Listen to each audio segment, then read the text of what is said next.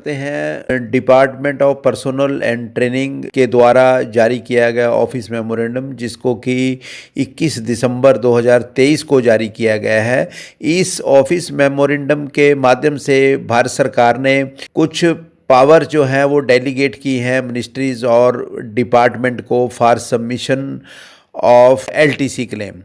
तो दोस्तों, अगर हम इसकी बैकग्राउंड में जाते हैं तो रूल 14 और 15 सीसीएस एलटीसी रूल्स 1988, उसके अंदर जो प्रोविज़न थे वो ये थे कि अगर आपने कोई एडवांस नहीं लिया है तो आपने जो एलटीसी क्लेम है विद इन 3 मंथ्स जो है वो जमा कराना है। लेकिन अगर आपने एडवांस लिया है तो उस केस में ये समय सीमा केवल और केवल 1 महीना थी। अगर आपने एलटीसी पे जाने से पहले कोई एडवांस लिया है तो 1 महीने के अंदर आपको बिल जो है अपना क्लेम जमा कराना था।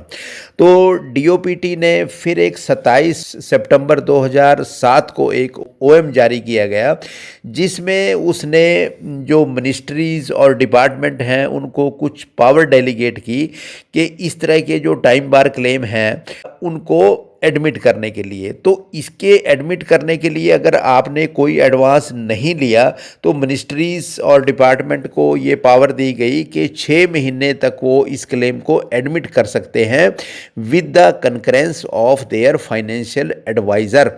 और इसमें जो है वो डीओपीटी को रेफ़र करने की कोई आवश्यकता नहीं है, यानी कि बिना डीओपीटी को रेफ़र किए फाइनेंशियल एडवाइज़र की कंकरेंस से मिनिस्ट्रीज़ और डिपार्टमेंट क्लेम को 6 महीने तक एडमिट कर सकते हैं एलटीसी क्लेम को, अगर आपने कोई एडवांस नहीं लिया है। अब दूसरी स्थिति में दोस्तों, अगर आपने एडवांस लिया है एलटीसी जाने से पहले तो उस केस में ये जो समय सीमा है ये 3 महीने रखी गई कि 3 महीने के अंदर आपने ये क्लेम एडमिट किया जा सकता है। लेकिन इसके साथ एक शर्त है कि जो आपने एडवांस लिया है एलटीसी पे जाने से पहले वो रिटर्न जर्नी के 45 डेज़ के अंदर आपने एंटायर अमाउंट कॉम्पिटेंट अथॉरिटी को रिफ़ंड करना है। ऐसा इसमें नहीं है कि सिर्फ अनयूटिलाइज अमाउंट आपने जमा कराना है।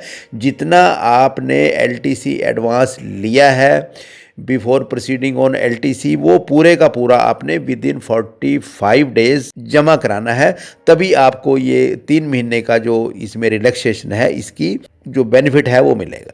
अभी दोस्तों, जो डीओपीटी के द्वारा ऑफिस मेमोरेंडम 21 दिसंबर 2023 को जारी किया गया है, उसके माध्यम से एलटीसी क्लेम जो मिनिस्ट्री और डिपार्टमेंट हैं वो 6 मंथ तक उसको अलाउ कर सकते हैं with the concurrence of their financial advisers. अगर कोई एडवांस नहीं लिया गया है तो इस केस में 6 मंथ तक मिनिस्ट्रीज और डिपार्टमेंट जो हैं वो इसको एडमिट कर सकते हैं। और जहां तक सबऑर्डिनेट ऑफिस और अटैच्ड ऑफिस का सवाल है, वो अपने हेड ऑफ द डिपार्टमेंट की अप्रूवल से not below the rank of joint secretary इसको 6 मंथ तक अलाउ कर सकते हैं। लेकिन अगर दोस्तों इसमें आपने एलटीसी एडवांस लिया है तो उस केस में ये समय सीमा जो है वो 3 मंथ तक रहेगी। अगर आपने एडवांस लिया है तो आपका क्लेम जो है 3 महीने तक एडमिट किया जा सकता है।